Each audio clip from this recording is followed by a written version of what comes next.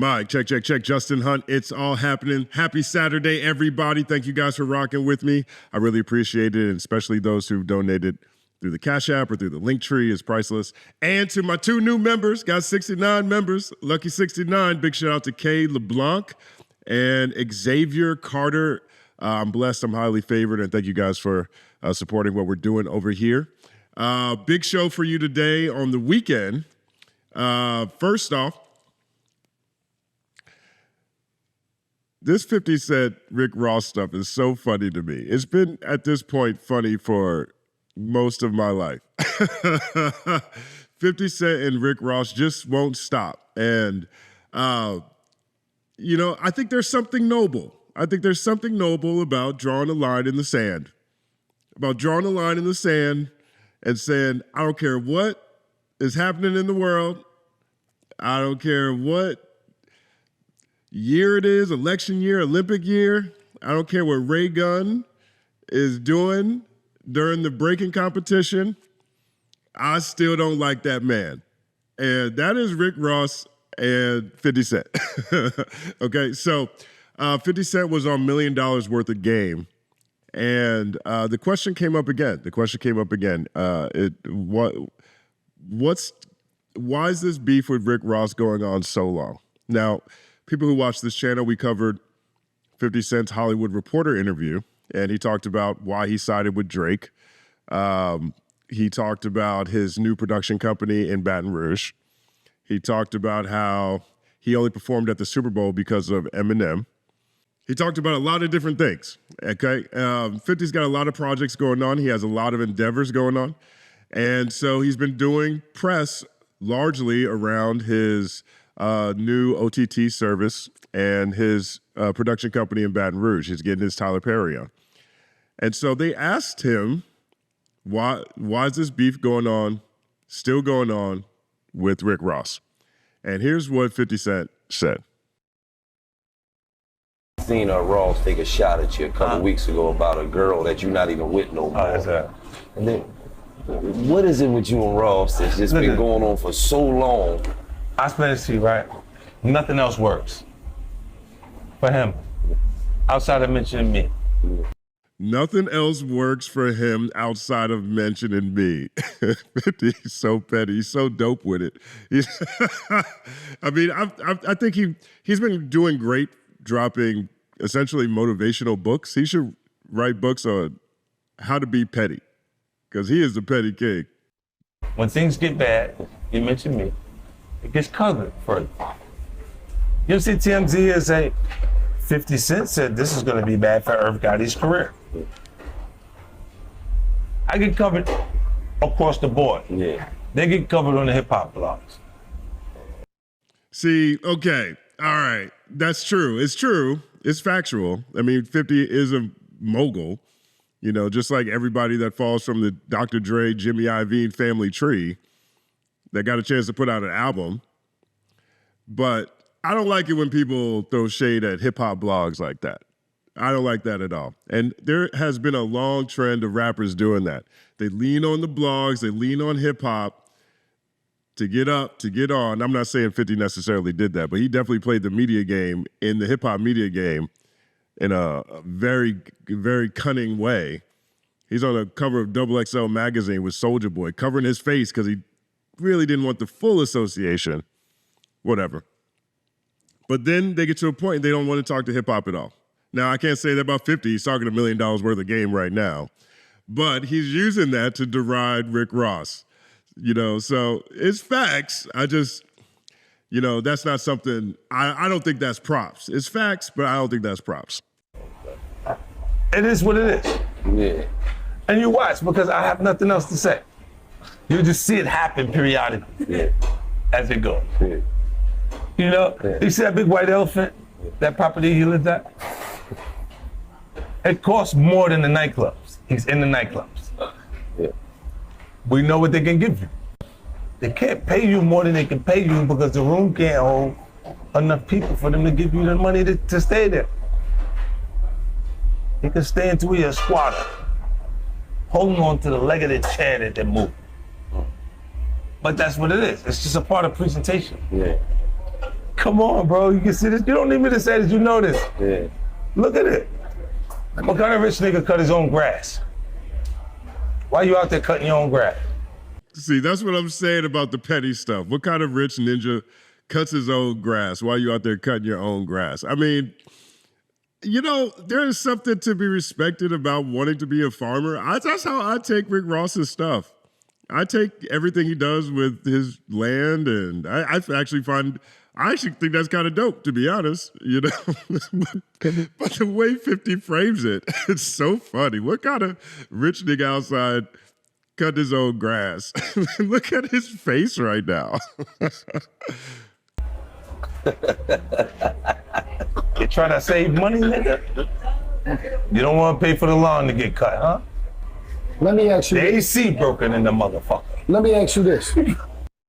Oh, man, that's crazy. Okay, so Rick Ross definitely does not have an album that's better than Get Rich or Die Trying. He doesn't have one in his catalog that's better than that album. Now, he's been more focused on music than 50 Cent has. But I don't know if 50 Cent has, I think 50's second, third, fourth album, I'm not sure if they're better than Rick Ross's best run. Teflon Don, Rich Forever Mixtape, Mastermind. And I'm not even talking about the ones that people call Rick Ross classics, like Port of Miami, for example. But nevertheless, okay. What kind of rich man outside cutting his own grass? That's so funny. I just said ninja, nigga, and man. It's all happening. Okay, so now you know Rick Ross can't let that slide. Ross can't let it slide. He can't let it slide. So Rick Ross responded, where else? On IG, because that's where Rick Ross be. Here's what he said. Be wanting you to lose like he just bought the Holyfield mansion. Damn. He bought a jet. Damn. Oh no, 4th annual car show. Damn. I just seen a clip of the Wallow show where he was interviewing 50 Cent and the other little dude asked him a question, small talk. But ultimately the question that he asked him a question, small talk. I like the way he says that too. I love their back and forth. I'm sorry, I've enjoyed this since the mid-2000s. Where he was interviewing 50 Cent and the other little dude asked him a question, small talk. But ultimately the question that should have been asked was, you jumped out there during the beef, the West Coast versus the Canadian, and I thought Dr. Dre put you on. I thought Dr. Dre was the set. I thought you was loyal to Dr. Dre. You mean you went with the Canadian over Dr. Dre? Who you say changed your life? I ain't know. I thought loyalty. But you did shut the fuck up once the Canadian took the L. You got totally quiet. You did. So since these. See, that's kind of a petty response too. I mean, we talked about that here. I mean, we did the story on why 50 Cent supports Drake. I mean, he talked about it in the Hollywood Reporter interview, right? So we'll bring that up real fast. Find Drake real fast. He says, this is hip hop. I think it's competitive to a degree, obviously. Even Drake, his position and the attitude and his choices, those are 50 Cent choices. F it, everybody got to go, everybody got to get it then. When it becomes Drake versus Kendrick, it's because it's the only thing you could put up against Drake's success. Look, our culture loves to see you go up because it's confirmation that they can go up. But when you stay up, I want this ish forever, man. They go, well, damn, when you going to come down? If you don't come down, I ain't going to have my chance to go up. And then it's these clouds that come over you, and that cloud is doubt, a shadow of a doubt that doesn't come from material or your work ethic. It's doubt from the artist community, where they say, I don't know, his new ish is cool, but it's not his first ish. They do that to you, and Drake's just experiencing that you experience as a backlash from success, from the consistencies delivered over and over. I don't see a loss for Drake. The people who bought Drake material are going to go buy Drake material when his next song comes out. Now, the ish that I do, it ruins your whole effing career. So that's what he said. I mean, he said why he supports Drake, and Ross is over here saying, yo, you know what? If you really think about it, 50, you starting to sound like Game. You're starting to sound like it's a unified thing. It's a Dr. Dre family tree. Snoop kind of played the middle. 50 went all the way to the other side. That's a very 50 Cent thing to do. Very 50 Cent thing to do. 50, in his book, I love his book, The 50th Law. 50 is very strategic about where he places himself. I'm sure he sees some opportunity, for the empire that he has and he's continuing to expand on. But Ross went petty too. He's like, dang, man, it's so crazy how you're not loyal, man. What up, cuz? What up, blood? What up, gangsta? That's crazy. I love this guy. I love this back and forth. I wish it was a cartoon. So Rick Ross keeps going, and he kind of jumps the shark a little bit. I hope he's not true about what he says here, but let's check it out. These niggas count my pockets. I'm gonna let them know my next move. My next move finna be Thriller in Manila 3.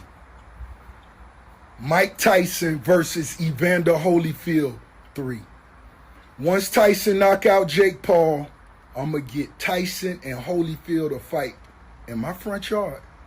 I'm going to put a ring right there. And it's going to go down in my front yard. So he just said he bought Evander Holyfield's house. So he's going to have Mike Tyson, Evander Holyfield, Thriller in Manila 3 in his front yard, which is Evander Holyfield's old house. And 50 Cent used to own Mike Tyson's old house in Connecticut. And you're going to put these two old 50-year-old, probably CTE-ridden legendary boxers in the ring together for sport? Oh, man, that's not a good idea, Ross. Please don't do that. Please, Mike Tyson, Jake Paul, fine. You know what I mean? I take it that Mike could take that, but I don't want to see my legends go out like Muhammad Ali straight up. And I feel like that's kind of that kind of thing. I hope he's trolling.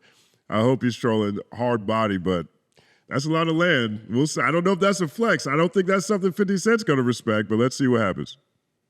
I want the judges to be Snoop Dogg, Kevin Hart, academics. You hear me? The ring going to be right there at the promised land. Thriller in Manila, the biggest. And you got to sell the you got to sell the liquor, and you got to sell the rap snacks. Look at that Boondocks era picture right there. So that's the latest on 50 Cent and Rick Ross. They really don't like each other. They don't like each other, but they're entertaining us all with their pettiness. I don't think that we need to see Evander Holyfield and Mike Tyson. And 50 he's been really great about, how smoothly he sons his opposition. Because he has a way of belittling whoever he's talking to. And Rick Ross owns Evander Holyfield's house and all these Wingstops. Let me know what you guys think about this. My name is Justin Hunt. Like and subscribe to the channel. Follow @TheCompanyMan on everything. It's all happening.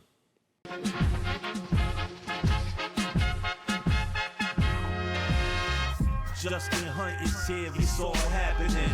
Justin Hunt is here, it's all happening. The mathematical breakdown of this mighty game of rap we in. It's boom bapping. Systematical culture views that's radical, it's all happening. Shaking hands and dapping it. Life through the lens of hip hop, from trip hop to yes, dog, you don't stop, you don't stop.